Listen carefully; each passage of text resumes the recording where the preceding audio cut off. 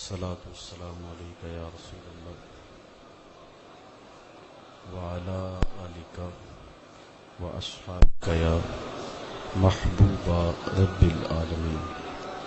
الصلاة والسلام عليك يا نبي الرحمة وعلى آلك وأصحابك يا رسول الملاحم. تمام حمد و ثنا، تعریف و توصیف اللہ جل مجدہ الکریم کی ذات برکات کے لیے، رسول رحمت، شفیع معظم، نبی محتشم، حضور ختم المرتبت صلی اللہ علیہ وسلم کے حضور ناز میں اپنی عقیدتوں، ارادتوں اور محبتوں کا نذرانہ پیش کرنے کے بعد، واجب الاحترام، ذوی الاحتشام، معزز، محترم، مکرم سامعین، علماء کرام، مہمانان عالی مرتبت، خواتین و حضرات، السلام علیکم ورحمۃ اللہ وبرکاتہ۔ اللہ تعالیٰ جل شانہ نے ارشاد فرمایا، وَمَنْ أَعْرَضَ عَنْ ذِكْرِي فَإِنَّ لَهُ مَعِيشَةً ضَنْكًا، اور جس نے میری یاد سے منہ پھیرا تو اس کی زندگی کا جامہ تنگ کر دیا جائے گا۔ وَنَحْشُرُهُ يَوْمَ الْقِيَامَةِ أَعْمَى، اور قیامت کے دن ہم اسے اندھا اٹھائیں گے۔ قَالَ رَبِّ لِمَ حَشَرْتَنِي أَعْمَى وَقَدْ كُنْتُ بَصِيرًا، وہ کہے گا، اے میرے رب، مجھے اندھا کیوں اٹھایا گیا؟ مجھے تو آنکھیں دی گئی تھی، میں تو دیکھتا تھا دنیا پہ۔ آواز آئے گی، قَالَ كَذَلِكَ أَتَتْكَ آيَاتُنَا فَنَسِيتَهَا، اللہ ارشاد فرمائے گا کہ تیری طرف میری آیتیں آئی تھیں، تو نے ان کو بھلا دیا۔ وَكَذَلِكَ الْيَوْمَ تُنْسَى، آج تجھے فراموش کر دیا جائے گا۔ وَكَذَلِكَ نَجْزِي مَنْ أَسْرَفَ، اسی طرح جس نے حد سے تجاوز کیا ہم اس کو سزا دیں گے۔ وَلَمْ يُؤْمِنْ بِآيَاتِ رَبِّهِ، اور جس نے اپنے رب کی آیتوں پر ایمان نہ لایا جو۔ وَلَعَذَابُ الْآخِرَةِ أَشَدُّ وَأَبْقَىٰ، اور پھر فرمایا آخرت کا عذاب بہت سخت اور دائمی ہے۔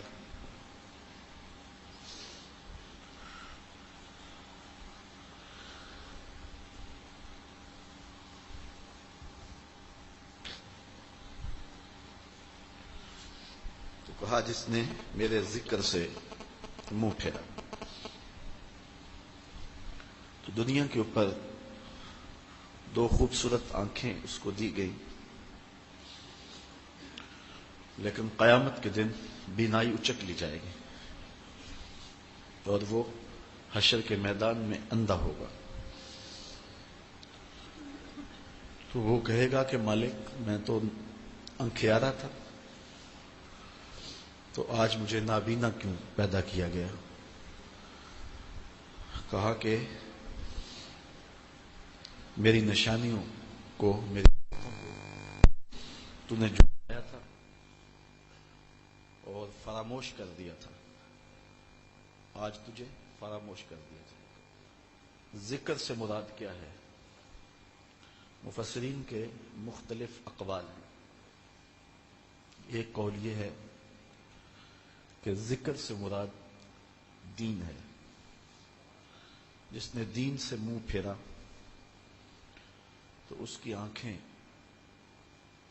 نرگسی بھی ہوئیں، اس کی آنکھیں جھیل جیسی بھی ہوئیں، تو قیامت کے دن اجاڑ آنکھیں ہوں گی اور وہ کچھ دیکھ نہیں سکے گا۔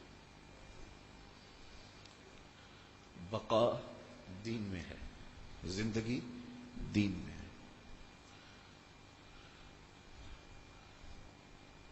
دین کو ہماری ضرورت نہیں، ہمیں دین کی ضرورت ہے۔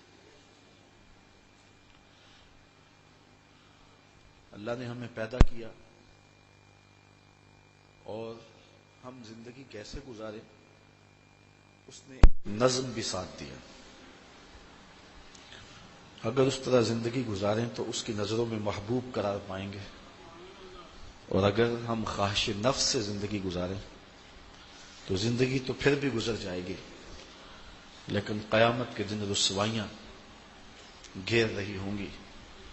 پھر بندہ کہے گا کاش کہ میں نے اپنی زندگی کو اللہ اس کے رسول کے راستے پہ بسر کیا ہوتا. لیکن پھر کیا فائدہ جب چڑیاں کھیت چوگ گئی ہوں گی. وقت پر کافی ہے ایک قطرہ بھی آب خوش ہنگام کا، جل گیا جب کھیت برسمی تو پھر کس کام کا. اس مختصر اور عارضی زندگی میں اللہ ہمیں دین کے ساتھ سچی محبت نصیب فرمائے.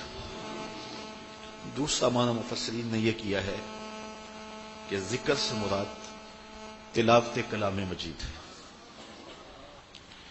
جس نے قرآن کو کھول کر نہیں دیکھا، راتوں کی تنہائیوں میں اس کی تلاوت نہیں کی، اس کے پیغام کو نہیں سمجھا، تو یہ آنکھیں اس لیے رب نے دی تھی کہ اس سے میرا قرآن پڑھو، تو قیامت کے دن وہ شخص نابینا اٹھایا جائے گا.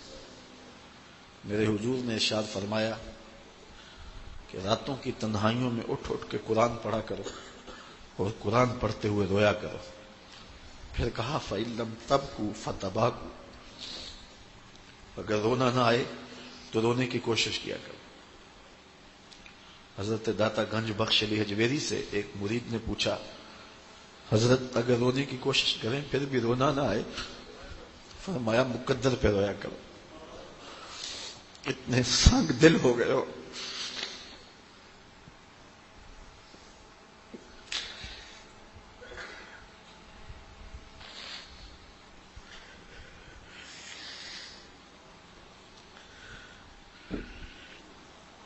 امام ابو نعیم نے حلیہ میں لکھا لا خیر فی عین لا تبکی من خشیت اللہ، اس آنکھ میں کوئی بھلائی نہیں ہے جو رب کے خوف میں روتی نہیں ہے. رومی کہتے ہیں جہاں پانی چلتا ہے وہاں سبزہ اگتا ہے، اور جہاں آنسو چلتے ہیں وہاں رب کی رحمت اترتی ہے.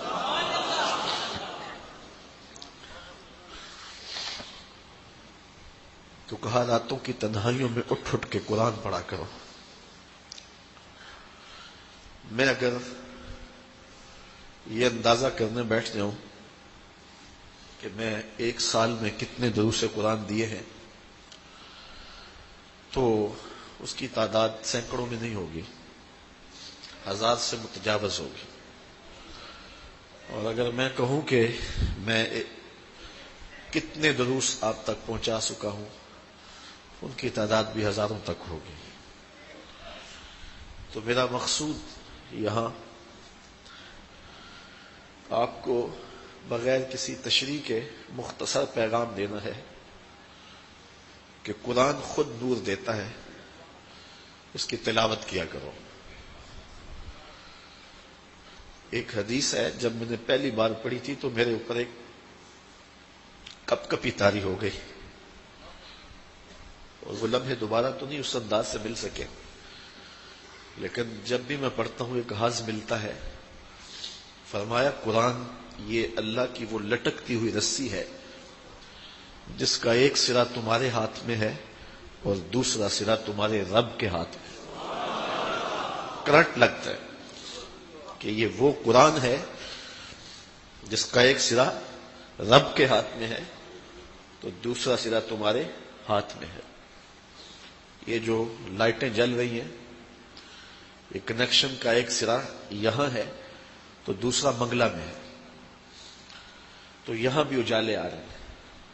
تو کہا قرآن ڈائریکٹ فیض دے گا، قرآن ڈائریکٹ نور دے گا. علامہ اقبال نے اپنے ایک ملنے والے کو خط لکھا، کہا ترجمہ نہیں بھی آتا تو پھر بھی تلاوت کرو، خالی تلاوت کرنے والے کے قلب کا تعلق حضور کے دل سے جڑ جاتا ہے. تو کہا کہ ذکر سے مراد قرآن مجید کی تلاوت ہے. سیارہ ڈائجسٹ کا ایک قرآن نمبر چھپا تھا، اس میں ایک شخص کی کہانی لکھی تھی کہ قبر کھودتے اس کی قبر کھل گئی. لوگوں نے دیکھا کہ قبر میں روشنی ہے اور کفن بھی میلا نہیں ہوا، اور وہاں گلاب اگے ہوئے ہیں جس کی خوشبو سے ماحول میں عطر پھیلا ہے. تو لوگ اس نشان پہ صاحب قبر کا گھر تلاش کرتے رہے. اس کی بیوہ سے ملاقات ہو گئی، اگرچہ وہ بہت زیادہ بوڑھی ہو چکی تھی. پوچھا تیرے شوہر کا کیا عمل ہے کہ ہم نے اس کی قبر میں روشنی بھی دیکھی ہے اور خوشبوئیں بھی دیکھی. اس نے کہا میرا شوہر ایک دیہاتی شخص تھا، مجھے کوئی اس کا ایسا عمل نظر نہیں آتا. ہاں یہ مجھے یاد ہے کہ وہ قرآن مجید تو نہیں پڑھا تھا، لیکن اس کتاب سے محبت اسے بڑی تھی. اور صبح جب نماز پڑھنے جاتا تو لوگ قرآن مجید کھول کے بیٹھتے تو اسے بڑا دکھ ہوتا کہ میں بھی قرآن پڑھا ہوتا تو مجھے بھی یہ برکت نصیب ہوتی. اب گھر آتا تو اس کے قدم بوجھل ہوتے. گھر آ کے طاق پہ پڑے ہوئے قرآن مجید کے نسخے کو اٹھاتا اور کھولتا اور ایک ایک سطر پہ انگلی رکھتا اور کہتا مالک مجھے نہیں پتا یہ کیا لکھا ہے، لیکن جو لکھا ہے سچ لکھا ہے. پھر نیچے آ جاتا، کہتا مالک مجھے نہیں پتا یہ کیا لکھا ہے، میری بدقسمتی کہ مجھے نہیں پتا، لیکن جو لکھا ہے سچ لکھا ہے، تیرا کلام ہے. انگلیاں پھیرتا جاتا اور یہ کہتا چلا جاتا یہ بھی حق ہے، یہ بھی حق ہے، یہ بھی حق ہے اور یہ بھی حق ہے. تو آج اس کی قبر میں جو اجالے پھیلے ہوئے ہیں تو اس قرآن کی محبت کی وجہ سے ہے. اللہ ہم سب کی قبروں میں روشنیاں کر. چونکہ ہماری تحریک قرآن مجید کی تحریک ہے تو اللہ کی کرم نوازیاں ہو جائیں. ہم اس کتاب کا حق تو ادا نہیں کر سکتے، لیکن نوکری تو اللہ نے ہمیں نصیب کر دی ہے. اللہ اس کتاب کی برکتیں ہمیں نصیب کرے. تو میں آج کے اس اجتماع میں آپ کو یہ سبق دیتا ہوں، یہ آپ کو وظیفہ دیتا ہوں کہ روزانہ قرآن مجید کی تلاوت ضرور کیا کرو. مجھے پچھلے دن ایک صاحب ملے اور مجھے کہنے لگے کہ ایک صاحب ہیں، انہوں نے کہا ہے کہ ہمارے پیر صاحب نے فرمایا ہے کہ قیامت کے دن میں اتنی دیر تک رب کو دیکھوں گا بھی نہیں، نظر بھی اٹھا کے نہیں دیکھوں گا جب تک میرے سارے مرید نہ بخشے گئے. میں نے کہا یہ اس کی جرت ہے، یہ اس کی ہمت ہے. میں تو اپنے ملنے والوں کو کبھی یہ بھی ضمانت نہیں دے سکتا کہ میں تمہیں بخشوا لوں گا، نہ ہمارے بزرگوں نے ہمیں ضمانت دی. ہمیں تو یہ بتایا گیا ہے کہ عمل کرو اور اس کے فضل کی آس رکھو. یہ طریقت سراسر محنت کا نام ہے اور کوشش کا نام ہے. میرا موضوع دوسری جانب نہ نکل جائے. تیسرا معنی اس کا جو کیا ہے وہ قرآن مجید کے تقاضوں پہ عمل کرنا ہے. ذکر سے مراد قرآن مجید کے جو تقاضے ہیں ان پہ عمل کرنا ہے. جو قرآن نے بتایا ہے، جو چیزیں حلال کی ہیں اور جن چیزوں سے حرام کیا ہے ان سے بچنا، جو ہے وہ جو حرام کی ہیں چیزیں ان سے بچ جانا اور جو حلال کی ہیں ان کو بجا لانا، یہ اللہ کا ذکر ہے. اور جس نے اس سے اعراض کیا تو قیامت کے دن وہ نابینا اٹھایا جائے گا. اور چوتھا معنی جو حضرات مفسرین نے کیا ان کو یہ معنی کرتے ہوئے لطف آیا ہوگا. میں نے پڑھا تو مجھے مزہ آیا، آپ سنیں گے تو آپ کو لطف آئے گا. وہ کہتے ہیں ذکر سے مراد مصطفیٰ جان رحمت کی ذات ہے. تو کہا جس نے میرے مصطفیٰ سے منہ پھیرا تو میں اس کو اندھا کر دوں گا. یہ آنکھیں ہے اس لیے کہ ان آنکھوں سے حضور کو دیکھیں. وہ اجڑی ہوئی آنکھیں ہیں، وہ بیکار آنکھیں ہیں جو حضور کو دیکھنے کی آرزو نہیں کرتی. اور وہ جس نے حضور سے اعراض کیا، حضور سے رخ پھیرا، اللہ فرماتا میں اس کی بینائی اچک لوں گا۔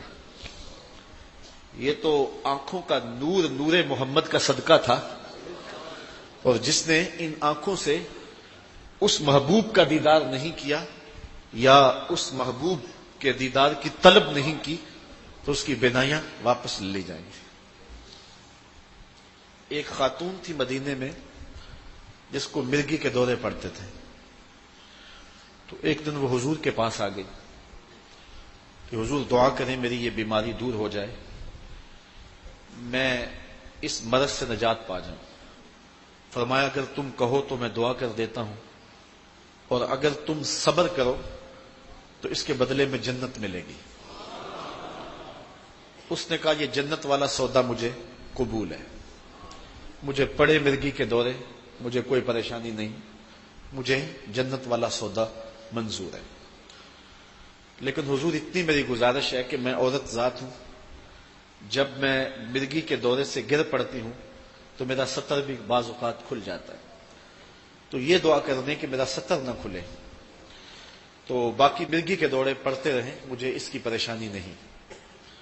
حضور نے دعا کر دی، اس کو مرگی کے دورے پڑتے تھے لیکن ستر اس کا محفوظ رہتا تھا، تو اس نے کہا مجھے جنت والا سودا قبول ہے۔ ایک صحابی حاضر ہوا، اس کی آنکھوں میں بینائی نہیں تھی، حضور کی خدمت میں حاضر ہو کے عرض کی حضور دعا کریں کہ میری آنکھوں کی بینائی پلٹ آئے، تو حضور نے فرمایا اگر تو چاہے تو میں دعا کر دیتا ہوں، اور اگر تو چاہے تو اس کے بدلے میں جنت کا وعدہ دیتا ہوں۔ تو اس نے کہا جنت کی بات تو آپ نے کی ہے اور آنکھوں کی بات میں نے کی ہے، تو مجھے تو آنکھیں چاہیے۔ اچھا یہاں میں سوچتا ہوں کہ اس بوڑھی عورت نے جس کو مرگی کے دورے پڑتے تھے، عورت ہو کہ اس نے کہا مجھے جنت والا معاملہ قبول ہے لیکن بیماری رہے، لیکن اس آدمی نے کہا کہ مجھے یہ بیماری قبول نہیں ہے، تو اس نے کیوں اس عورت جتنا حوصلہ نہ کیا؟ تو جو میرے اندر بات آئی وہ یہ تھی کہ اس نے کہا مجھے آنکھیں ملے نا تو میں آپ کا دیدار کروں، اور آپ کا دیدار کروں گا تو جنت بھی مل جائے گی۔ میں تو آنکھیں ہی اس لیے مانگ رہا ہوں کہ میں آپ کا بددعا چہرہ دیکھنا چاہتا ہوں۔ تو کہا کہ ذکر سے مراد مصطفیٰ کریم ہیں جنہوں نے حضور سے رخ پھیرا، اللہ فرماتا میں اندھا کر دوں گا۔ آج بھی کتنے لوگ ہیں جن کو نظر نہیں آتا۔ میں کنایا کو سری سے بلیغ سمجھتا ہوں، میرا مزاج ہے، کچھ لوگ مجھے اس پہ متعون بھی کرتے ہیں۔ یہ کوئی 10 سال نعت پڑے نا کوئی ثنا خاں، اور ہر سال اس کا ریٹ بھی بڑھتا جائے، تو 10 سال کے بعد اس کے سر پہ سونے کا تاج رکھتے ہیں کہ اس کی خدمات کا صلہ ہے، حالانکہ اس نے کبھی ریٹ بھی کم نہیں کیا تھا۔ اور جس نے 21 سال قرآن مجید کی نوکری کی اور سویر سے شام تک جتا رہا، تو 21 سال کے بعد لوگوں نے کہا کہ پتہ نہیں یہ سنی بھی ہے کہ نہیں ہے۔ مجھے اقبال یاد آئے، اقبال نے کہا لوگوں میں تم سے اپنے شعروں کی داد نہیں مانگتا، تم مجھے کیا دو گے؟ میں تو اپنے شعروں کی داد قیامت کے دن رسول اللہ سے مانگوں گا۔ جو حضور سے رخ پھیرتے ہیں پھر اللہ انہیں دنیا میں بھی نابینا کر دیتا ہے اور انہیں کچھ نظر نہیں آتا ہے۔ اگر چاہتے ہو کہ یہ آنکھیں بھی روشن ہو اور دل کی آنکھیں بھی روشن ہو تو اپنا رخ سیدھا مدینے کی طرف رکھا کرو، پھر تمہارا دل بھی روشن ہوگا اور تمہاری آنکھیں بھی روشن ہوگی۔ اللہ اکبر۔ تو کہا ذکر سے مراد ذات رسالت مآب صلی اللہ علیہ وسلم۔ تو اگر کسی نے، کسی بدبخت نے حضور سے رخ پھیر لیا تو پھر وہ کسی کام کاج کا نہ رہا، قیامت کے دن اس کو اللہ تعالیٰ نابینا اٹھائے گا۔ ومن اعرض عن ذکری، جس نے میرے ذکر سے رخ پھیرا، فإن له معیشۃ ضنکا، کہا اس کی زندگی کا جامہ ہم تنگ کر دیں گے. دنیا کے اوپر کافر عیش و عشرت میں ہوتے ہیں اور اہل ایمان سخت تنگ دستی میں اس وقت دنیا کی زندگی گزار رہے ہیں. اللہ کے حکموں کو توڑنے والے، اس کے ذکر سے اعراض کرنے والے عالی نسب محلات میں رہیں اور فقیروں کو جھونپڑے بھی میسر نہ ہوں، تو یہ ایک سوال پیدا ہوتا ہے. اللہ کہتا ہے کہ میں معیشت تنگ کر دیتا ہوں. تو معیشت تنگ تو ان لوگوں کی نظر آ رہی ہے جو راہ خدا کے مسافر لگتے ہیں. کسی نے کہا تھا کہ مخلص مفلس ہوتا ہے، تو یہ پھر اس کا محمل کیا ہوگا؟ تو علماء فرماتے ہیں کہ یہاں معیشت کی تنگی جو ہے وہ گزران کی تنگی ہے. اگر وہ محل میں بھی رہتا ہے لیکن سوتا نیند کی گولیاں کھا کے ہے، اور یہ ریت پہ بھی سوتا ہے لیکن مزے کی نیند سوتا ہے، سویا بھی ہوتا ہے اور دیدار مصطفیٰ بھی ہو رہا ہوتا ہے، تو پھر زندگی تو اس کی زندگی ہے نا. جاگتا ہے تو حضور کا ذکر کرتا ہے، سوتا ہے تو مدینے کی سیر کرتا ہے، تو زندگی تو اس کی زندگی ہے. اللہ اکبر. تو کہا ہم اس کی معیشت کو، اس کے گزرانے زندگی کو تنگ کر دیتے ہیں. اور اس سے دوسرا قول مفسرین نے یہ لیا ہے کہ قبر کو تنگ کر دیا جائے گا. حضرت عبداللہ ابن عباس رضی اللہ تعالیٰ عنہ سے مروی ہے کہ جو کفار و فساق ہیں ان کی قبر میں 99 تنین مسلط کر دیے جائیں گے. تو پوچھا گیا کہ 99 تنین کیا ہے؟ ایک کام 100 تنین جو مسلط کیے جائیں گے. کہا وہ ایسے سانپ ہوں گے جن کی 100 پھن ہوگی اور اس کو قیامت تک ڈستے رہیں گے، اس کی بوٹیاں نوچتے رہیں گے. یہ اس شخص کی سزا ہے جو اللہ کے حکموں سے رخ پھیرتا ہے. تیسرا قول یہ ہے کہ قیامت کے دن اس کی زندگی انتہائی اذیت میں ہوگی اور اس کو جہنم میں ڈال دیا جائے گا. اور میں دوپہر کے اجتماع میں بتا رہا تھا کہ جب جہنمی کو جہنم میں پھینکا جائے گا تو اس صورت میں نہیں ڈالا جائے گا. یہ محمدی صورت ہے. یہ صورت چھین لی جائے گی اور احد پہاڑ جتنا ایک ایک دانت ہوگا اور 70 گز موٹی کھال ہوگی اور شکل تبدیل کر کے اس کو جہنم میں ڈالا جائے گا اور رسوا کر کے ڈالا جائے گا. یہ ان بد نصیب لوگوں کی کہانی ہے جو ذکر الہی سے اعراض کرتے ہیں، جو مصطفیٰ سے رخ پھیرتے ہیں. تو اگر چاہتے ہو زندگی تو پھر اپنا قبلہ حضور کی جانب سیدھا کر لو، تو پھر دنیا میں بھی موج ہے، آخرت میں بھی موج ہے. یہ سوال کہ مومن کی زندگی غربت کی ہے، دکھوں کی ہے اور کافر موج میں ہے، تو یہ اس کے دکھ، اس کے بدنی دکھ ہیں، اس کے قلب کو دکھ نہیں ہے، اس کا قلب راحت میں ہے. اور دوسری بات یہ ہے کہ مومن جب مقام رضا پہ ہوتا ہے تو پھر وہ دکھ میں نہیں ہوتا. جب مومن کامل مومن بن جاتا ہے تو پھر اللہ کی طرف سے آنے والی ہر شے کو بخوشی قبول کرتا ہے. جے سونا میرے دکھ وچ راضی تے میں سکھ نو چلے ڈاؤں، پھر اس کے لیے وہ سامان راحت ہو جاتا ہے. حضرت ابو ذر غفاری رضی اللہ تعالیٰ عنہ نے جب اسلام قبول کیا نا تو حضور نے کہا کہ اگر تم اس کو ابھی چھپا لو تو بہتر ہے، چونکہ پورے مکے کا ماحول مسلمانوں کے خلاف تھا اور حضور تھے دار ارقم میں. یہ وہاں سے نکلے تو سین حرم میں آ گئے تو کعبہ شریف کے ساتھ ٹیک لگا کے انہوں نے بلند آواز سے کہا، صنادید قریش اپنی اپنی نشستوں پہ بیٹھے تھے، کہ لوگوں سن لو میں نوکر بن گیا ہوں مصطفیٰ جان رحمت کا. تو کہتے ہیں ابھی جملے پورے نہیں ہوئے تھے کہ پتہ نہیں کہاں کہاں سے مکے اور گھونسے میرے اوپر برسنے لگے. وہ مجھے مار دینے لگے تھے. حضرت عباس بن عبد المطلب آڑے آ گئے. انہوں نے کہا لوگوں یہ بنو غفار کا شخص ہے اور بنو غفار مدینے میں بستے ہیں اور تمہاری تجارت کا انحصار شام پہ ہے اور تمہارا شام کا رستہ مدینے کے قریب سے گزرتا ہے، اور اگر تم نے شخص کو قتل کر دیا پھر تمہارا وہ رستہ محفوظ نہیں رہے گا. تم اسے قتل نہیں کر رہے، اپنا مواشی قتل کر رہے ہو. یہ بات سمجھ میں آ گئی تو انہوں نے مجھے چھوڑ دیا. کہتے میں آب زمزم پہ گیا اور میں نے سارا بدن دھویا اور زخموں اور جو ہے وہ جو خون لگا تھا، میں نے آب زمزم سے اپنے پورے بدن کو صاف کیا، اور شام گہری ہو گئی تو میں چادر اوڑھ کر حرم کے صحن میں لیٹ گیا۔ حضرت ابو ذر کہتے ہیں لیکن مجھے نیند نہیں آتی تھی۔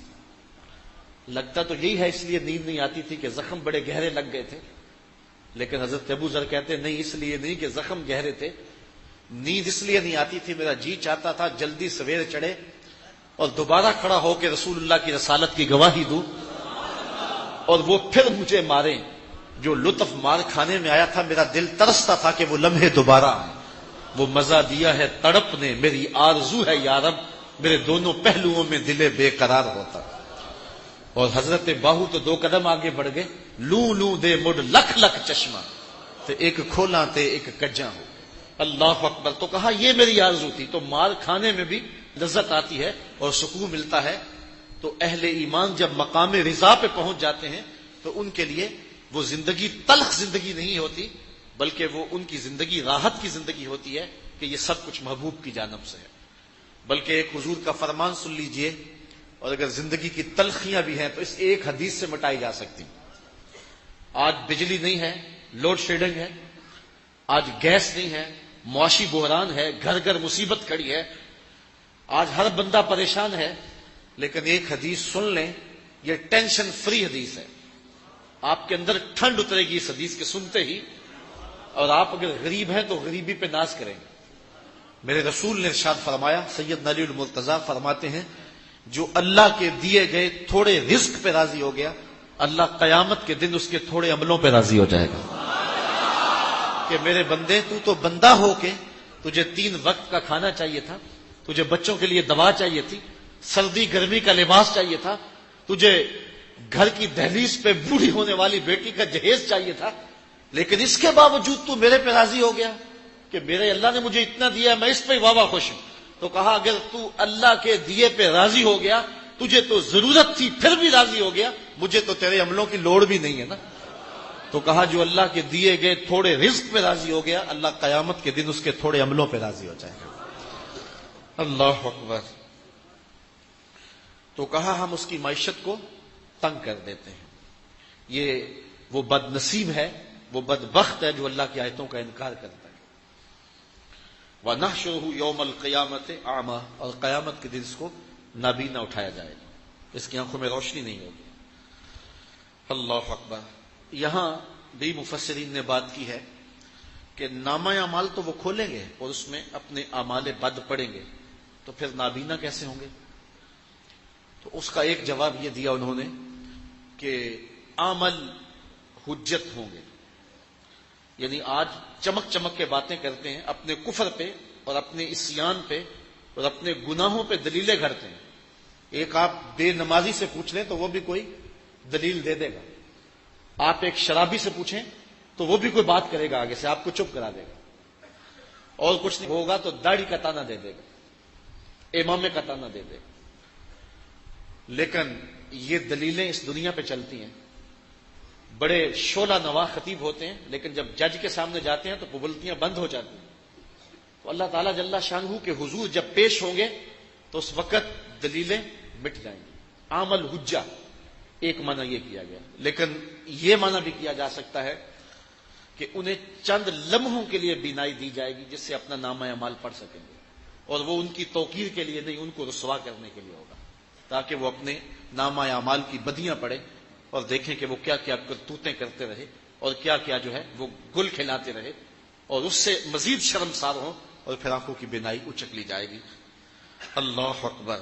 تو کہا یہ وہ بد نصیب لوگ ہیں جنہوں نے دنیا کے اوپر اللہ کے ذکر سے رخ پھیرا، اللہ کی یاد سے منہ موڑا۔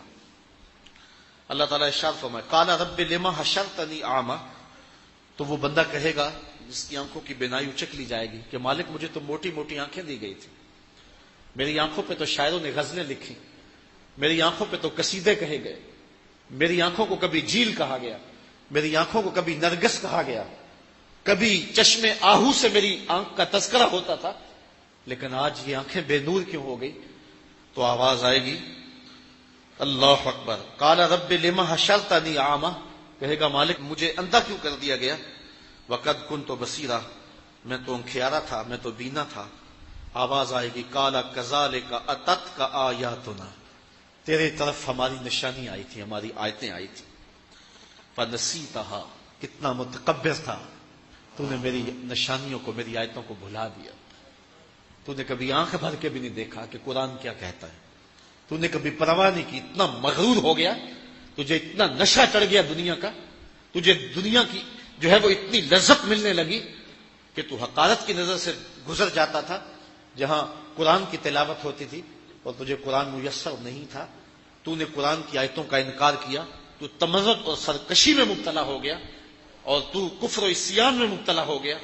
آج جو ہے وہ تیرے ساتھ بھی یہی سلوک کیا جائے گا، وَكَذَلِكَ الْيَوْمَ تُنْسَى، آج تجھے بھی فراموش کر دیا جائے گا، جہنم میں ڈال دیا جائے گا، پھر وہ چیخے گا، چلائے گا، 70 سال تو اس کو کوئی جواب ہی نہیں دے گا۔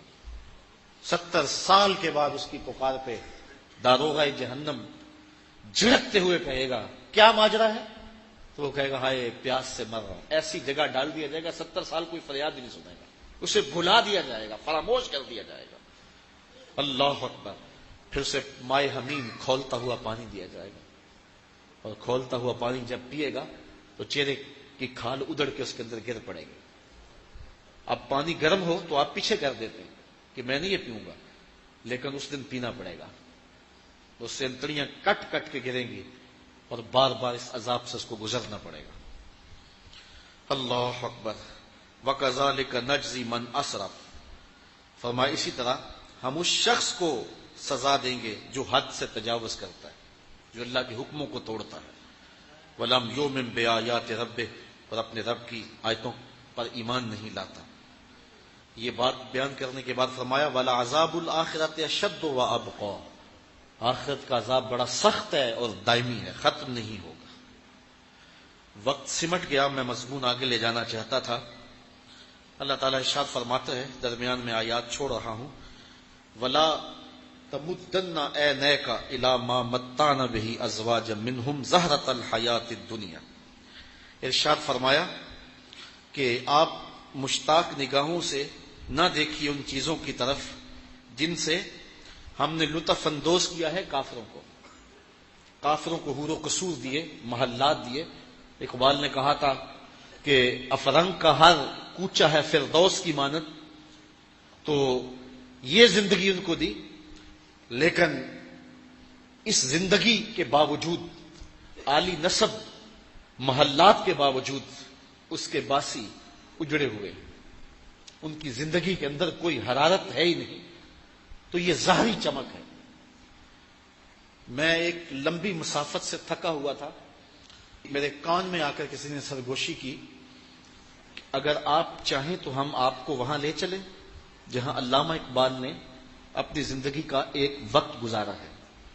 میں چونک گیا اور مخاطب ہوا تو میں نے کہا کہ میرے میزبان کا تقاضا ہے کہ آپ رات میرے پاس رکیں۔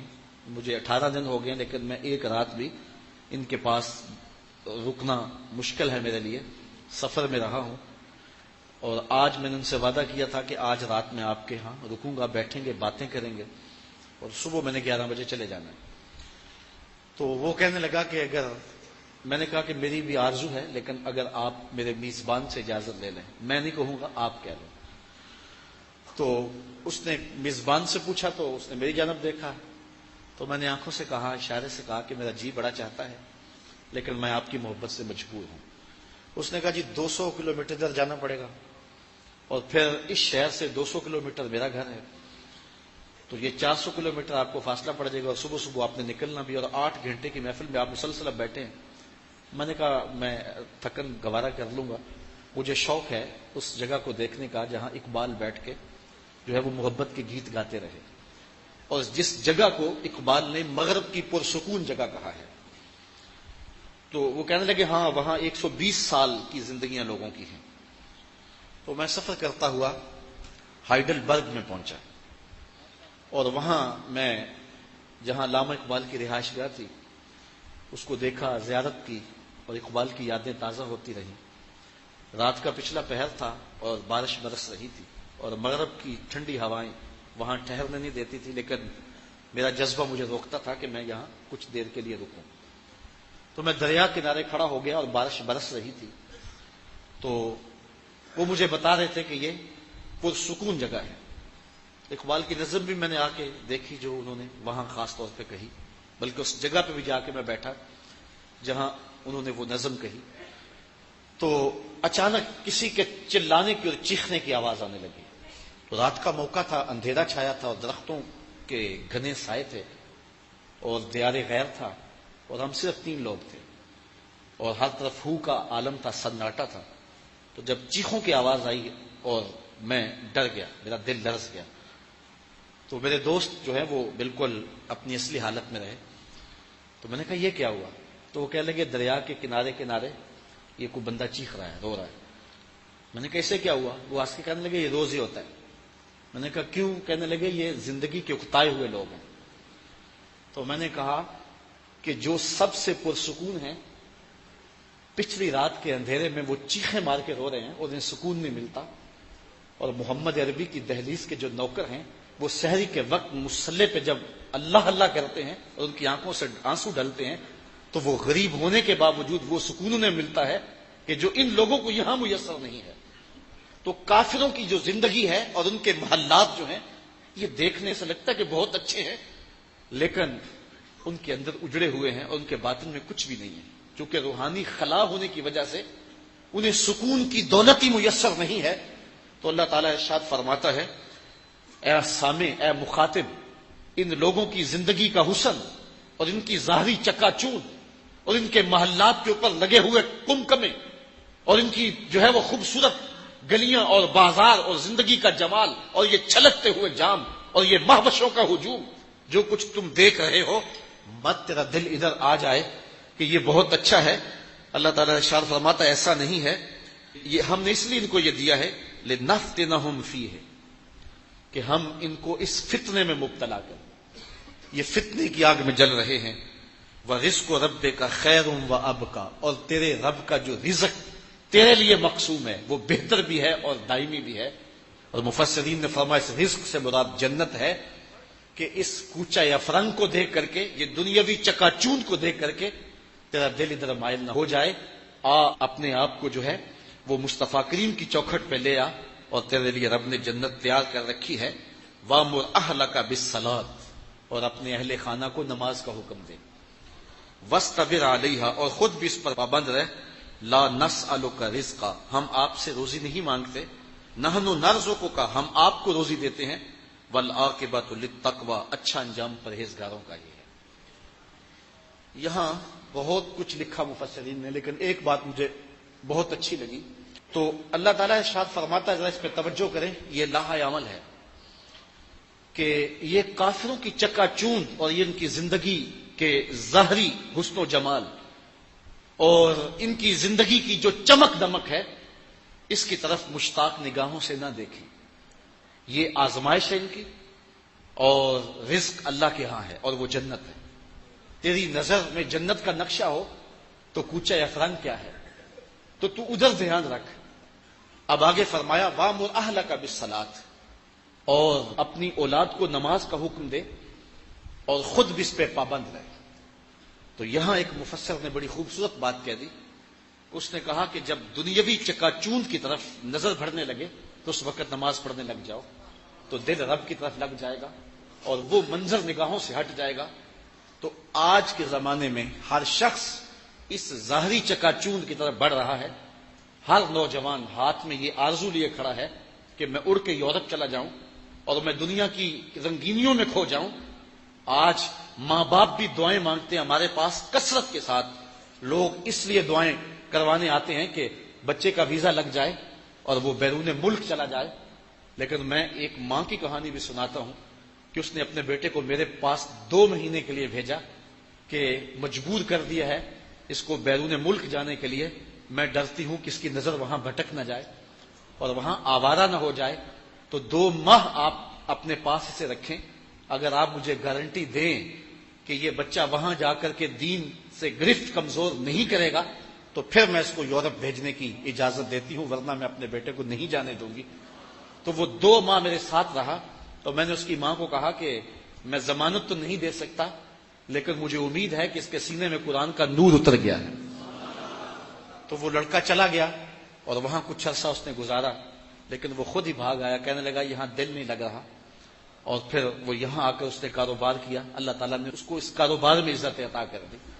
تو آج جب رخ انسانوں کے ادھر مڑے ہوئے ہیں تو والدین کی یہ ذمہ داری ہے کہ وہ اپنی اولاد کو نماز کا حکم دے. جب یہ آیت کریمہ اتری تھی تو حضور روزانہ حضرت فاطمہ کے دروازے پہ دستک دیتے تھے اور الصلاۃ الصلاۃ کہتے تھے، اور حضرت علی المرتضیٰ کو اور سیدہ فاطمہ کو نماز کے لیے اٹھاتے تھے.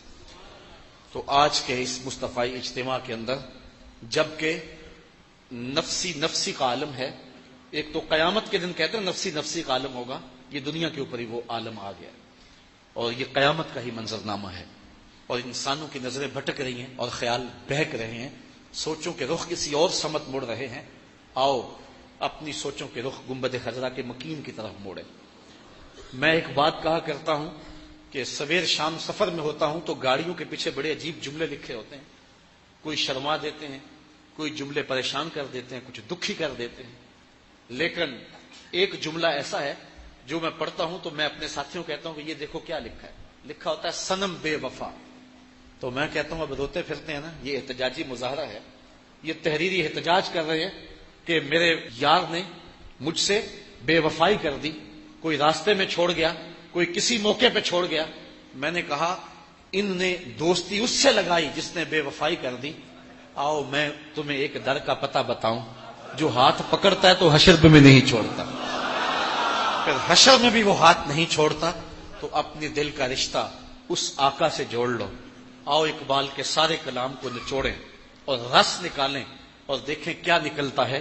کی محمد سے وفا تو نے تو ہم تیرے ہیں، یہ جہاں چیز ہے کیا لوح و قلم تیرے ہیں. آفاق کے ہر ہر گوشے میں قرآن سنا کر دم لینا، اب رکنا نہیں، اب تھمنا نہیں. فردوس میں جا کر دم لینا، آفاق کے ہر ہر گوشے میں قرآن سنا کر دم لینا، اب رکنا نہیں، اب تھمنا نہیں. کبھی کسی کا محتاج نہ کرنا، دنیا میں بھی عزتیں دینا، آخرت میں بھی سرخرویاں عطا فرما. ہمارے من میں چراغاں کر دینا، باطن میں روشنیاں ڈال دینا. اے اللہ ہمارے ضمیر کو پاکیزگی دے دے، ہمارے خیالوں کو پاکیزگی دے دے، ہمارے قلوب کی تطہیر فرما دے، ہمارے خواطر کو پاکیزہ کر دے. اے اللہ ہمیں تزکیہ و تصفیہ کا نور عطا فرما دے، ہمیں ظاہر باطن کی پاکیزگی نصیب فرما، ہمیں ہاتھوں پاؤں کے اعضائے بدنیاں کے گناہوں سے محفوظ و مامون فرما، ہمیں دل دماغ کے گناہوں سے محفوظ فرما. بغض، حسد، کینہ، جتنی بھی بیماریاں ہیں اللہ ان سے ہمیں نجات بخش دے. اپنا خاص کرم فضل ہم سب کے شامل حال فرما. دنیا آخرت کی بلائیاں ہم سب کا مقسوم فرما. اٹھے ہوئے ہاتھ خالی نہ رہیں، پھیلی ہوئی جھولیاں رحمات سے بھر دی جائیں. ہمارے من میں چراغاں کر دیا جائے اور باطن میں نور نور کر دیا جائے. ہماری قسمت کے اندھیرے دور کر دے. اے اللہ ظلمتیں دور کر دے، بلکہ ہمیں روشنیوں اور اجالے نصیب فرما دے. اے اللہ جتنے لوگ آئے ہیں کوئی ایک بھی خالی نہ پلٹے. کہاں کہاں سے چل کے اے اللہ اس مرکز مصطفیٰ میں پہنچے. اے اللہ یہاں آنے کی برکتیں ان سب کو نصیب فرما دے، کوئی ایک بھی خالی نہ پلٹ. جن لوگوں نے کد و کاوش کی، محنت کی اس اجتماع کے لیے، کئی دنوں سے جو لوگ اس پنڈال کو سنوار رہے ہیں، مرکز کی تعمیر و ترقی کے لیے لگے ہوئے ہیں، اللہ سب کو جزائے خیر عطا فرما. ہمارے جامعہ کے بچوں کو، طلباء کو، طالبات کو، اساتذہ کو، معاونین کو، محبین کو، متوسلین کو، منتسبین کو، سب کو جزائے خیر عطا فرما. اے اللہ دور سے آنے والوں کو، قریب سے آنے والوں کو، اس بستی کے مکینوں کو، اپنے خاص کرم میں، امان میں، پناہ میں اور حفاظت میں رکھنا۔ اے اللہ ہماری بخشش فرمانا، ہمارے والدین کی بخشش فرمانا، ہمارے اساتذہ اور ہمارے مشائخ کی مغفرت فرمانا۔ اے اللہ اپنا خاص کرم فضل ہم سب کے شامل حال فرمانا۔ اتنے لوگوں کی تڑپتی آمین کے ساتھ تیری بارگاہ میں دعا ہے کہ اے اللہ میرے وطن کی خیر فرمانا، میرے ملک کو امن کا اجالا دینا، یہاں دہشت گردی کے سلگتے الاؤ ٹھنڈے کر کے امن کی بہاریں پیدا کرنا۔ اے اللہ جو لشکر اور سپاہ اس ملک کی تقدیر سے کھیل رہے ہیں، ان اشرار سے اس پاکستان کو بچانا اور اس پاکستان کو امن کا نور اور امن کے سویرے عطا فرما۔ اپنا خاص کرم فضل ایک ایک لمحہ اس وطن عظیم کے شامل حال فرما، اس ملک میں نظام رسول کی بہاریں پیدا فرما۔ جو بیمار ہیں اللہ انہیں شفاء کاملہ عطا فرما، جو دکھی ہیں ان کے دکھ دور کر دے، جو والدین اپنے بچوں سے پریشان ہیں اللہ ان کے بچوں کو ان کا فرما بردار اور مطیع بنا دے۔ اے اللہ جو والدین اپنے اولاد کے لیے اچھے رشتوں کے لیے سرگرداں ہیں، ان کے لیے بہتر اسباب مہیا فرما دے۔ اے اللہ جن لوگوں کو اولاد کی دولت ارزانی نہیں کی گئی، ان کی گودیں اولاد سے ہری کر دے، انہیں چاند جیسے بیٹے عطا کر دے۔ اے اللہ انہیں پاکیزہ وصف بیٹیاں نصیب فرما دے، انہیں اولاد نرینہ بھی دے دے، اولاد مادینہ بھی عطا کر دے۔ اپنا خاص کرم فضل ان کے شامل حال فرما دے۔ اے اللہ اپنے کرم سے ہم سب کے گناہوں کو دھو ڈال، ہم کالے دل اور کالے منہ لے کر تیری بارگاہ میں حاضر ہیں۔ اے اللہ اتنے لوگوں کی آمین کے ساتھ، جس میں مرد بھی ہیں، خواتین بھی ہیں، بوڑھے بھی ہیں، بچے بھی ہیں، اے اللہ ان دکھے ہوئے دلوں کی فریاد سن لے اور ہم سب کی خطاؤں کو معاف کر دے، ہمارے کبیرہ صغیرہ گناہوں کو معاف کر دے، جو ظاہر کیے ان کو بھی معاف کر دے، جو چھپ کر کیے ان کو بھی معاف کر دے۔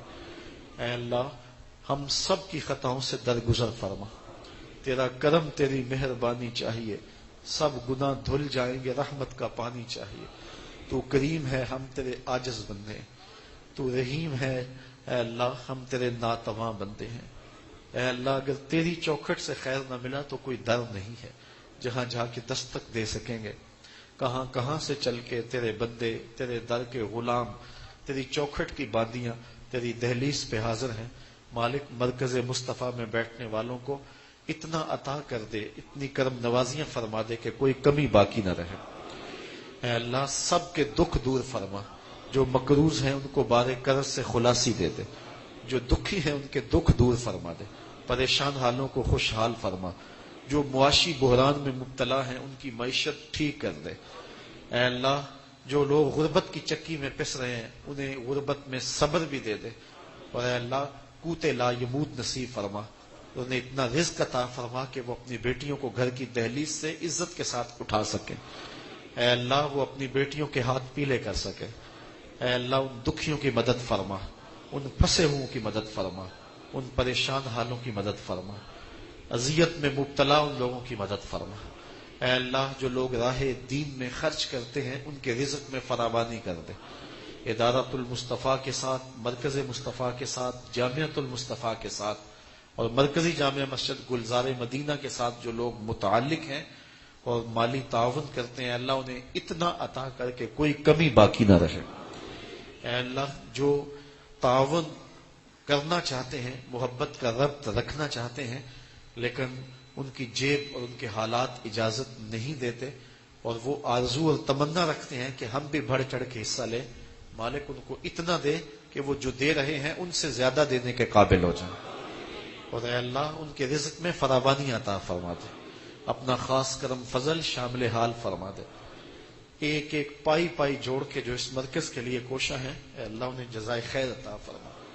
یہ پچھلے دن ایک بچے نے چند ٹگے جوڑ کر کے ایک چھوٹے سے بکس میں مجھے دیے اور کہنے لگا کہ مرکز کے لیے یہ قبول کر لے۔ اے اللہ جہاں جہاں جیسے جیسے بھی جذبات ہیں لوگوں کے، تو جانتا ہے، ہم نہیں جانتے۔ اے اللہ انہیں قبول اور مستجاب فرما، اور اے اللہ جو لاکھوں کروڑوں روپیہ مرکز مصطفیٰ پر اور ہمارے دیگر دینی کاموں پر لگا رہے ہیں، اے اللہ ہمیں ان لوگوں کی توقعات پہ پورا اترنے کی توفیق نصیب فرما۔ ہماری نسلیں، وہ مانوی نسلیں ہوں یا ہماری نسبی نسلیں، ان کو توقعات پہ پورا اترنے کی توفیق نصیب فرما، اور اس مرکز کو قیامت تک قائم اور باقی رکھنا۔ اس سے عشق رسول کا فروغ ہو، محبت الہی کا فروغ ہو، یہاں سے تقوی کے اجالے پھیلے، یہاں زندگی گزارنے کا درس ملے، یہاں ایک اچھی زندگی کا سلیقہ سکھایا جائے، اور حضور کے دین کے سپاہی تیار ہوں، حضور کے دین کے نوکر تیار ہوں۔ اے اللہ اس مرکز کو حقیقی معنی میں مرکز مصطفیٰ بنا، اسے منتخب اور چنا ہوا مرکز بنا دے، اور اے اللہ اس کو تعمیر کے مراحل سے گزار کے جلد تکمیل کی منزل تک پہنچا دے۔ جن لوگوں نے ایک پائی بھی لگائی اسے بھی جزائے خیر عطا کر دے۔ گزرتے ہوئے اگر کسی نے اس مرکز کو محبت کی نظر سے دیکھا بھی ہے، اے اللہ اسے بھی جزائے خیر عطا فرما۔ جن لوگوں کی دعائیں ہمارے ساتھ رہیں، جن لوگوں کا تعاون ہمارے ساتھ رہا، جن لوگوں کے مشورے ہمارے ساتھ رہے، جن کے دھڑکتے ہوئے دل ہمارے ساتھ رہے، اے اللہ سب کو جزائے خیر عطا فرما۔ اے اللہ تو جانتا ہے ہمارے دلوں کو، ہم تیرے دین کے لیے کچھ کرنا چاہتے ہیں لیکن نفس اور شیطان ہر وقت ہمارے پیچھے ہیں۔ مالک تو ہماری مدد فرما اور اپنے دین کے لیے کچھ کرنے کی توفیق نصیب فرما۔ اے اللہ ہمارے اندر کی بیماریاں دور کر دے، ہمارے نفس کی بیماریاں دور کر دے، ہمارے باطن کی بیماریاں دور کر دے، ہمیں حسد سے، ہمیں حقد سے، ہمیں بغض سے، ہمیں کینے سے، ہمیں نفرتوں سے محفوظ فرما، ہمارے باطن کو اچھائیاں عطا کر دے، ہمیں عجب سے محفوظ فرما، ہمیں ریاکاریوں سے محفوظ فرما۔ اے اللہ ہماری زندگی کا ایک ایک لمحہ تیرے دین کے لیے وقف ہو کے رہ جائے، اور جب ہماری سانس ٹوٹ رہی ہو تیرے محبوب کا رخ دور آنکھوں کے سامنے ہو۔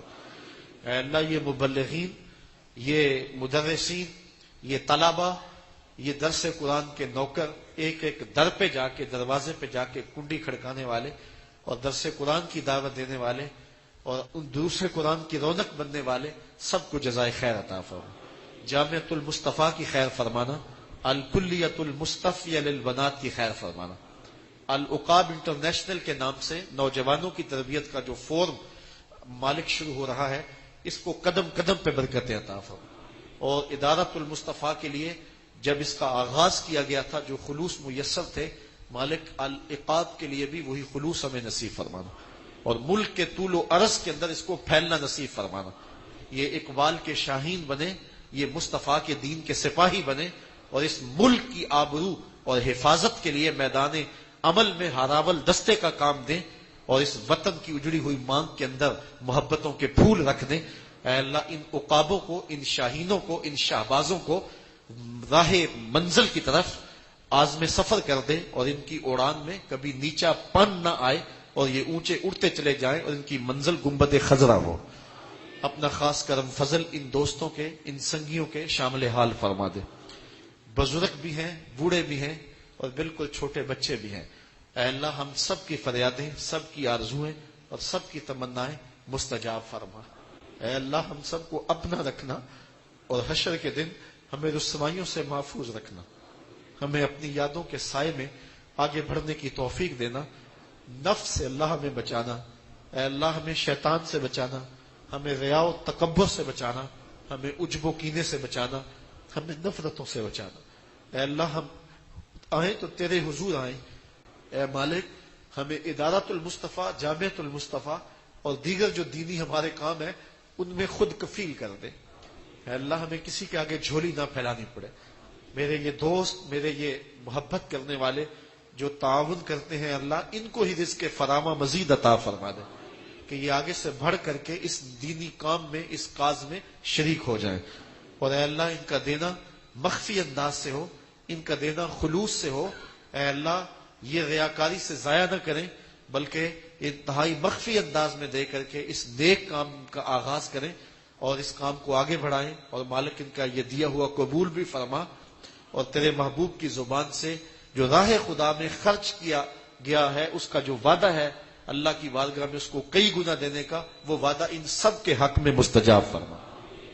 اپنا خاص کرم فضل ہم سب کے شامل حال فرما۔ اس مبارک موقع پہ اتنے لوگوں کی تڑپتی آمین کے ساتھ تیری بارگاہ میں دعا ہے کہ میرے والدین کی مغفرت فرما۔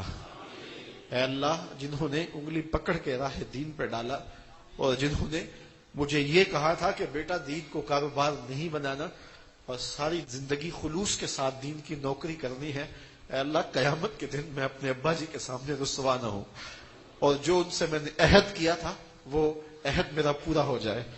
اور اے اللہ میرے یہ بچے، یہ میرے بیٹے ابھی جو گفتگو کر رہے تھے، یہ میری محبتوں کے امین اور یہ میری الفتوں کا دور اور یہ میرے دل کا پھل اور ثمرہ، اے اللہ ان کو ساری زندگی دنیا کی اغراض سے بچانا.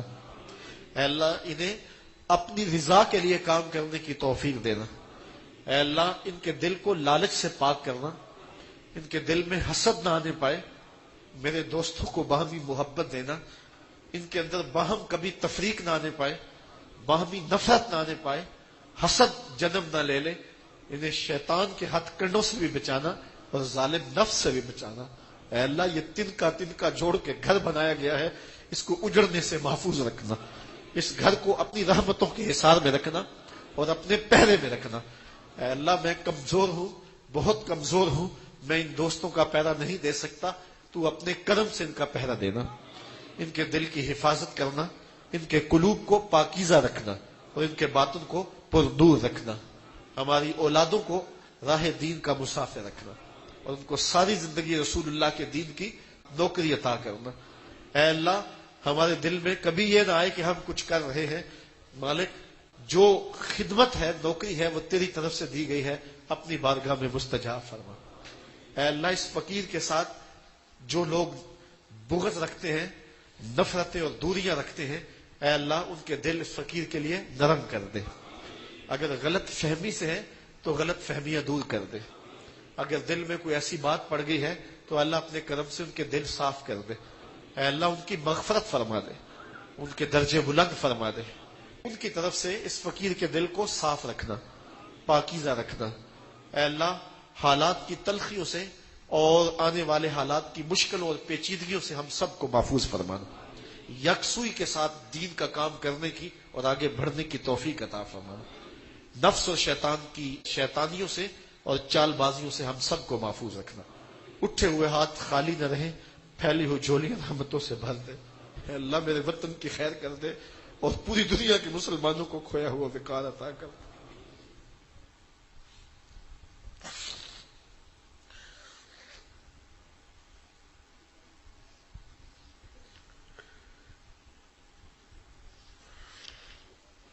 اے اللہ بٹکے ہوئے آہو کو پھر سوئے حرم لے چل، اس شہر کے خوگر کو پھر وسعت صحرا دے.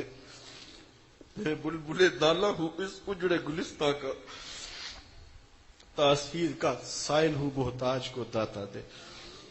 اے اللہ اس وقت جو پوری مسلم امہ تقسیم ہو رہی ہے، اس تقسیم سے امت کو بچا لے، اور جو بدبخت امت کو تقسیم کر رہے ہیں ان کی شر سے بچا لے، ان حکمرانوں کی شرارتوں سے جن کے پیچھے امریکہ ہے. اس ملک کو اور پوری دنیا کے مسلمانوں کو بچا لے. اے مالک تیری بارگاہ میں دعا ہے، آنے والا منظر نامہ اور زمینی حقائق تو خطرناک دکھائی دیتے ہیں، لیکن مالک تو حالات کا رخ تبدیل کرنے والا ہے. اے اللہ رسول اللہ کے ماننے والوں کو عزتیں عطا کر دے، حضور کے دین کے چوکیداروں کو عزتیں عطا کر دے. اے اللہ جن لوگوں نے حضرت اویس کرنی کا روزہ گرایا، جنہوں نے خالد بن ولید کا روزہ گرایا، جنہوں نے حضرت زینب کے مزار پہ بم مارے، اے اللہ ان ظالموں کی شر سے اس امت کو محفوظ فرما. اے اللہ ایسے خارجیوں سے امت کو محفوظ فرما، اس امت کو راہ حق اور راہ مستقیم نصیب فرما، ان کو راہ حق اور راہ مستقیم نصیب فرما. اے اللہ ہمارے اٹھے ہوئے ہاتھ خالی نہ رہیں اور پھیلی ہوئی جھولیاں رحمتوں سے بھر دی جائیں. ہماری جو بیٹیاں غیروں کے نرغے میں ہیں، اے اللہ ان کے نرغوں سے نجات عطا کر دے. اے اللہ شتیلا اور سابرہ کے کیمپوں میں تڑپنے والے قیدیوں کی مدد فرما، برما میں سسکنے والے بچوں کی فریاد سن لے. اے اللہ جو تھر کے اندر زندگی اور موت کی کشمکش میں ہے، اے اللہ ان بچوں کی فریاد سن لے اور ہمیں کوئی صالح حکمران نصیب فرما. اے اللہ ایسے بدکار حکمرانوں سے ہمیں نجات دے جو اسمبلی کے لاجس کے اندر بیٹھ کے بدماشیاں کرتے ہیں اور شرابیں پیتے ہیں. اے اللہ ہمیں وہ حکمران دے جو سحری کے وقت اٹھ کے مصلے بچھائیں اور تہجد ادا کریں اور زندگی کی ایک ایک سانس کو مصطفیٰ جان رحمت کے نام لگا دیں. ہمیں جرأت مند، غیرت مند اور آبرو والے حکمران نصیب فرما دے. بٹکے ہوئے آہو کو پھر سوئے حرم لے چل، اس شہر کے خوگر کو پھر وسعت صحرا دے۔ اے اللہ، قوم کے بیٹے آوارہ ہوتے جا رہے ہیں، میڈیا کی بے لگامی نے قوم کے سے حیا کا جوہر چھین لیا ہے۔ اے اللہ، میرے قوم کے جوانوں کو ان کی آنکھوں کو حیا کا جوہر عطا کر دے، قوم کی بیٹیوں کے سر کے اوپر پردے رکھ دے۔ اے اللہ، وہ برہنہ ہو کے گھر سے کیوں نکلتی ہیں؟ ان کے باپ کی غیرت مر گئی، ان کے بھائیوں کی غیرت مر گئی۔ مالک، تیرے رسول اللہ کی امت ہے، تیرے رسول اللہ کی امتی بیٹیاں آج بازاروں میں برہنہ سر پھرے تو شیطان بھی ہنستا ہوگا کہ میں نے رسول اللہ کی امت کو رسوا کر دیا۔ میرے مالک، اے میرے مولا، ان بیٹیوں کو سیدہ فاطمہ کے پردے کا تقدس نصیب فرما دے اور ان کو حیا کی چادر نصیب فرما دے۔ اے اللہ، اس امت کے ننگے سر کو، برہنہ سر کو اپنی رحمتوں کے سائے میں ڈھانپ دے۔ ہمارے اٹھے ہوئے ہاتھ خالی نہ رہیں، تیری بارگاہ میں بار بار دعا ہے، ہم تیرے عاجز اور ناتواں بندے ہیں، ہمارے گناہوں کو معاف کر دے، ہماری خطاؤں سے درگزر فرما، ہمارے صغیرہ کبیرہ گناہوں سے درگزر فرما۔ تو کریم ہے، ہم تیرے عاجز بندے ہیں، تیرا کرم، تیری مہربانی چاہیے، سب گناہ دھل جائیں گے، رحمت کا پانی چاہیے۔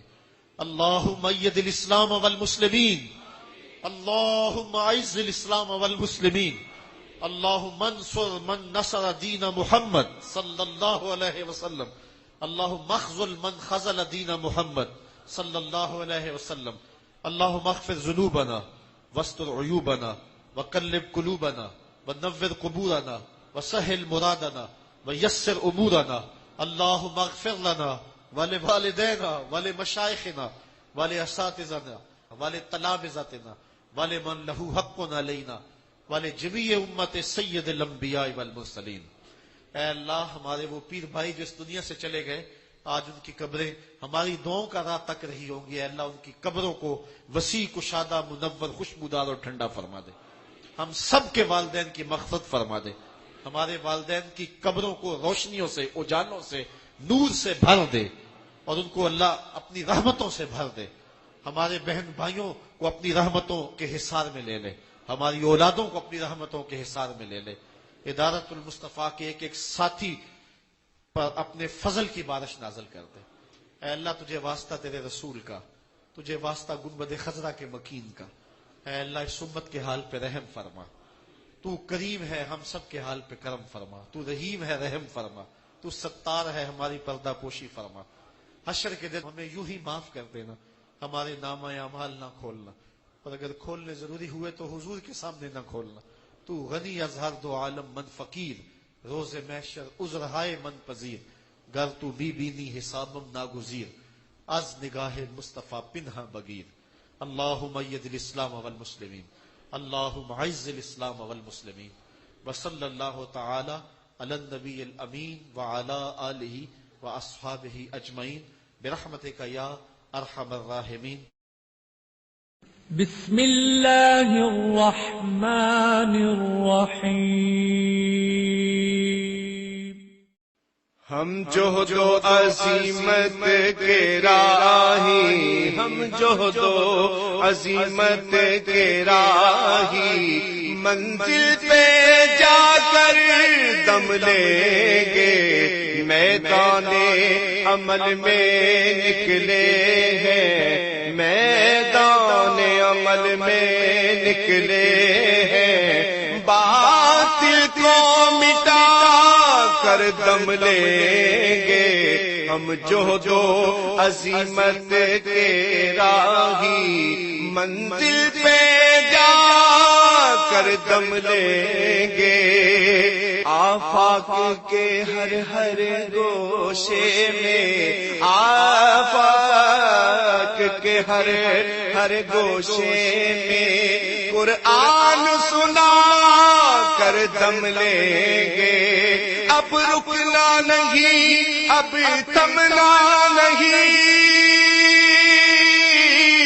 اب رکنا نہیں، اب تھمنا نہیں، فردوس میں جا کر دم لیں گے، ہم جوہد و عظیمت کے راہی، منزل پہ جا کر دم لیں گے، نئے دانے عمل میں نکلے ہیں، باطل کو مٹا کر دم لیں گے۔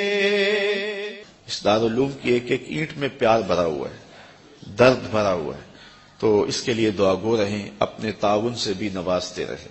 اللہ کی توفیق سے یہ ایک مرحلہ تقریباً تکمیل کے قریب ہے۔ ہم نے چاہا یہ تھا کہ 3.5 لاکھ روپے کا ایک ستون بما اوپر والا چھت اور فرشی لینٹر جو پڑا ہے، یہ 3.5 لاکھ روپے کا ایک بنتا ہے، تو اگر ہمیں 99 لوگ مل جائیں تو یہ سارا مکمل ہو جائے، لیکن 47 لوگ ہمیں مل سکے، کیونکہ 3.5 لاکھ روپے ہم نعت خاں کو دے لیتے ہیں، مدرسے کو دینا ہمارے لیے مشکل ہے، ہمارا مزاج ایسا بنا ہوا ہے۔ تو پورے ملک کے اندر اتنے لوگ ملے، اللہ ان کے رزق میں بے پناہ برکتیں عطا۔ باقی جن لوگوں نے انفرادی طور پہ کوشش کی، 2، 5، 7، 8، 10، 20 ہزار جتنی توفیق کوئی شامل ہوئے، تو یہ اتنا کام مکمل ہوا، اور یہ تھوڑا سا حصہ ہم نے یہ کچھ قرض لے کر کے ڈالا ہے، اور آگے والا حصہ بھی ہم نے جو ہے وہ تعمیر کرنا ہے۔ جب اوپر والی چھت کا مرحلہ پہنچے گا تو ایک ستون بما چھت کے صرف 2 لاکھ روپے تک جو ہے وہ ممکن ہوگا۔ احباب اگر اس حوالے سے جو ہے وہ تعاون فرمائیں۔ جامعۃ المصطفیٰ کے جو ماہانہ اخراجات ہیں اس سلسلے کے اندر باہر سے معاونت فارم اگر وصول کر لیں، ایک بچے کا اوسط خرچہ تقریباً 1200 سے 1500 روپے تک ہے۔ اگر ایک بچے کا خرچہ اپنے ذمے لے لیں، ہمارا نمائندہ ہر مہینے وصول کر لے گا، تو یہ ایک تعاون کی صورت ہوگی۔ بہرحال جس طرح جس سے بن پڑے، اپنے مرحومین کے اصالہ ثواب کے لیے، اس کی تعمیر کے لیے آپ نے کوشاں رہنا ہے۔